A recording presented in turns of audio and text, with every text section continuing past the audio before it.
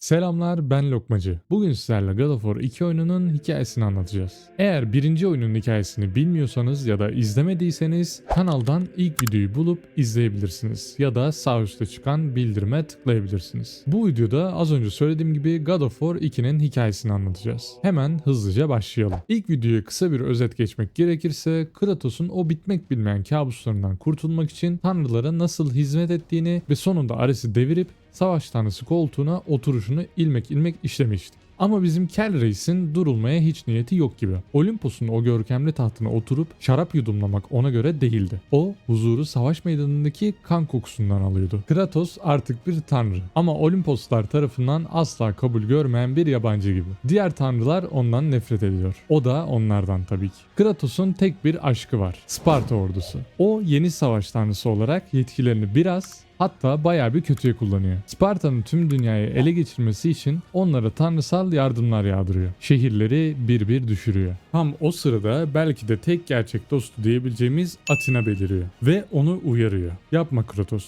Her yıktığın şehirle Olimpos'un gazabı daha da büyüyor. Seni artık koruyamayacağım. Ama Kratos'un kibri dağları aşmış durumda. Benim tanrıların korumasına ihtiyacım yok diyerek Athena'yı tersliyor. Ve Rodos şehri kuşatmasına devasa formuyla bir meteor gibi dalıyor. Rodos heykelini yani Kolossus'u yenmeye kararlı. Ancak Kratos'un bilmediği bir şey var. Bu kibir yani Yunanlıların hubris dediği o aşırı özgüven tam da Zeus'un beklediği fırsatı ona verecekti. Gökyüzünden süzülen bir kartal Kratos'un omzuna dokunduğu anda onun tanrısal gücünü emmeye başlıyor. Kratos başta bunu Athena yaptı sansa da işin rengi çok yakında değişecek.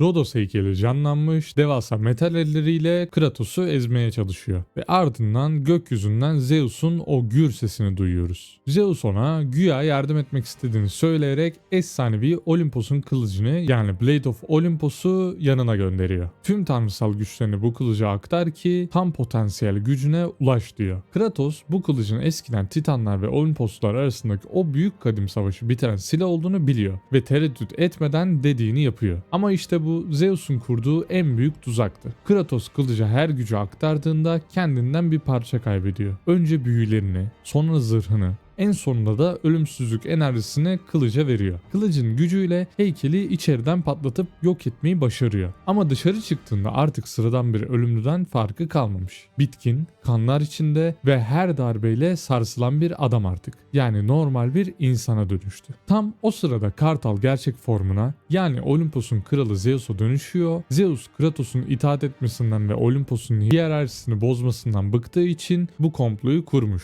Kratos'a son kez kendisine hizmet etme şansını tanısa da bizimki kan kusup ölürüm daha iyi diyor. Zeus da hiç acımadan kılıcı Kratos'un göğsüne saplıyor. Döngü burada bitmeli diyerek tüm Sparta ordusunu tek hamlede yok ediyor. Ve Kratos'u yeraltı dünyasına yani Hades'in karanlık kollarına bırakıyor. Kratos için her şeyin bittiği sanılan o an aslında en büyük isyanın başladığı andır.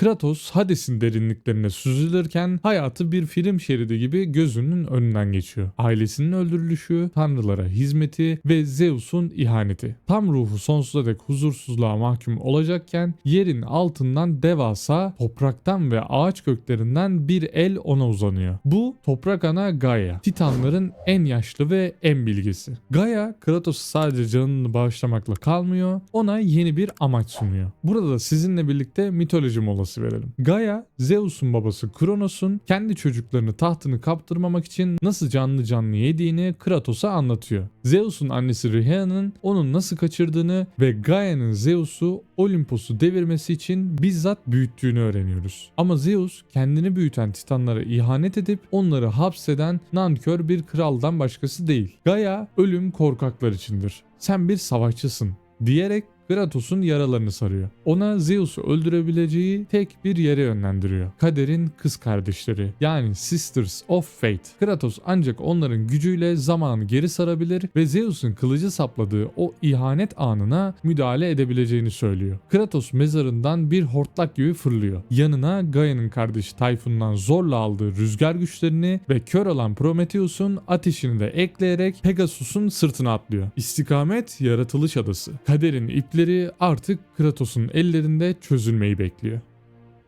Yaratılış Adası'na ayak bastığımızda buranın sadece bir ada değil, adeta bir boss festivali olduğunu anlıyoruz. Kratos'un kaderini değiştirmesini istemeyen sadece tanrılar değil. Buraya aynı amaçla gelmiş ama başarısız olmuş birçok mitolojik figür yolumuza çıkıyor. İlk durağımızda eski bir dost, daha doğrusu kafasını kopardığımız barbar kralını görüyoruz. Herif cehennemden geri gelmiş. Bu sefer ruhlar çağırıp devasa bir balyoz sallıyor. Ama Kratos, "Senin kafanı bir kere kopardım, yine koparırım" diyerek adamın balyozunu elinden alıp suratını un ufak ediyor. Ardından karşımıza Medusa'nın ablası Ariel çıkıyor. Medusa en azından biraz estetik duruyordu ama bu ablamız tam bir kabus. Yani çok bir şey anlatmayacağım. Gördüğünüz gibi. Kratos onun da kafasını hatıra olarak yanına alıyor. Aynı zamanda silah olarak da kullanıyor tabii ki. Yolumuza devam ederken görünmez olup hava atan Perseus'u su dolu bir odada kıstırıp onun da işini bitiriyoruz. Ama en meşhur sahnelerden biri Ikarus ile yaşanıyor. Babasının güneşe çok yakın uçma uyarısını dinlemeyen bu deli adamla uçurumun kenarında kapışırken Kratos herifin kanatlarını vura vura söküp kendi sırtına takıyor. Bu kanatlar artık bizim yeni ulaşım biletimiz. Hatta bu yolculuk bizi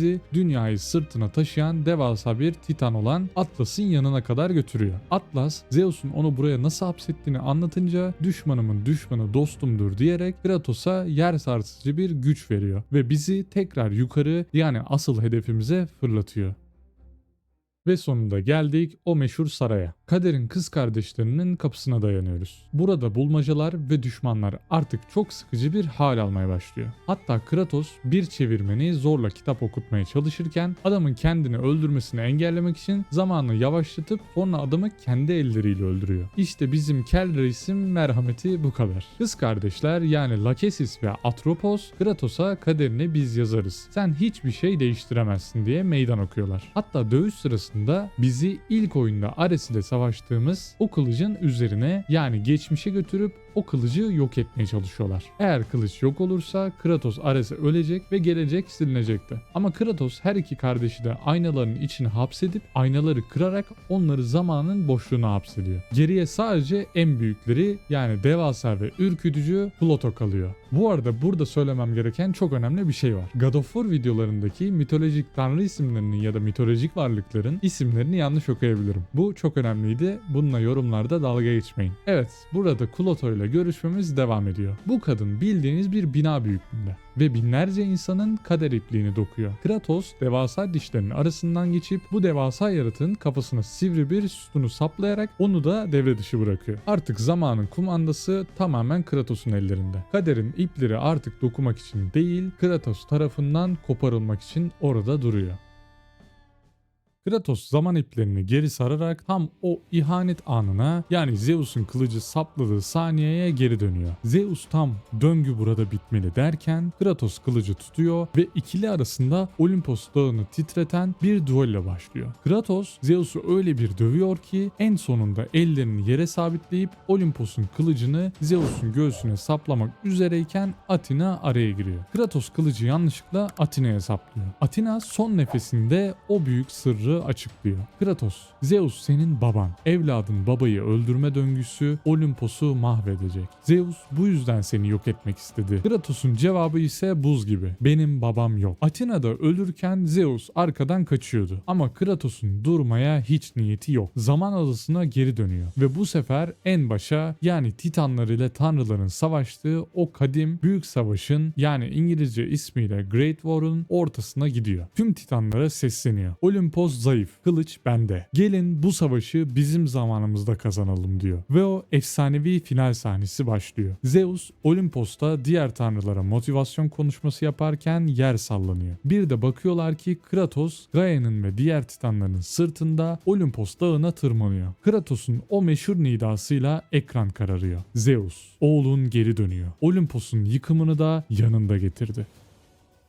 İşte God of War'un ikinci oyunu böyle sonlanıyor. Kratos'un Gaia'nın sırtında Olimpos'a tırmandığı o efsanevi sahneyi ilk izlediğimde tüylerim diken diken olmuştu. God of War 2 sadece bir devam oyunu değil, oyun dünyasının gördüğü en büyük uçurumda bırakma hikayelerinden biriydi. Kratos artık sadece bir savaş tanrısı değil, Olimpos'un üzerine çöken kara bir bulut. Peki şimdi ne olacak? Kratos o devasa titanlarla beraber Olimpos'un zirvesine ulaştığında bizi nasıl bir kıyamet bekliyor? Tanrıların teker teker düşeceği vereceği, öfkenin zirve yapacağı o muazzam finali yani God of War 3 hikayesini de bu kalitede en ince detayına kadar anlatmamı istiyorsanız yapmanız gerekenleri biliyorsunuz. Videoyu beğenerek bu emeğe destek olabilir, kanala abone olup bildirimleri açarak da o büyük final videosunu ilk izleyenlerden olabilirsiniz. Ve en önemlisi de yorumlarda buluşalım. Sizin için God of War serisinin en unutulmaz anı hangisiydi? Kratos haklı mı? Yoksa Zeus'un dediği gibi döngü gerçekten bitmeli miydi? Desteğiniz ve ilginiz için çok teşekkür ediyorum. Bir sonraki videoda Olimpos'un yerle bir olduğu o büyük savaşta görüşmek üzere. Kendinize çok iyi bakın.